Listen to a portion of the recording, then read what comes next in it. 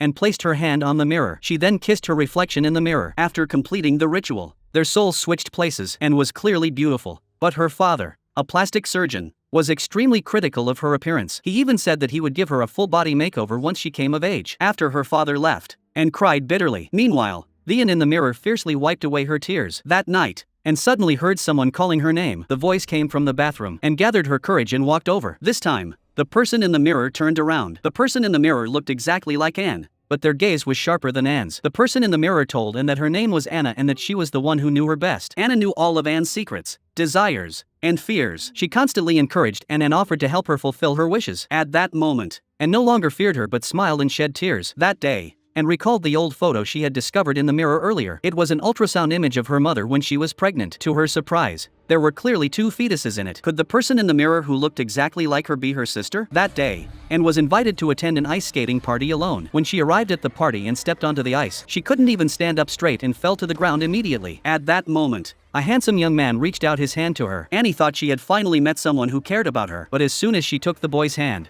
he grabbed her and dragged her across the ice. Annie was humiliated in front of everyone, and her classmates joined in mocking her. Annie's spirit was completely shattered. That night, when she returned home, she ran to the mirror and burst into tears. She called out to the other self in the mirror to come out. After completing the ritual, the timid and fearful Anne disappeared. Anna successfully entered Anne's body. The next morning, Anna walked into school with a sharp gaze. When she saw that these people were still mocking her, she walked over to them with a fierce expression. Anna said only one sentence, and the school bully could no longer laugh.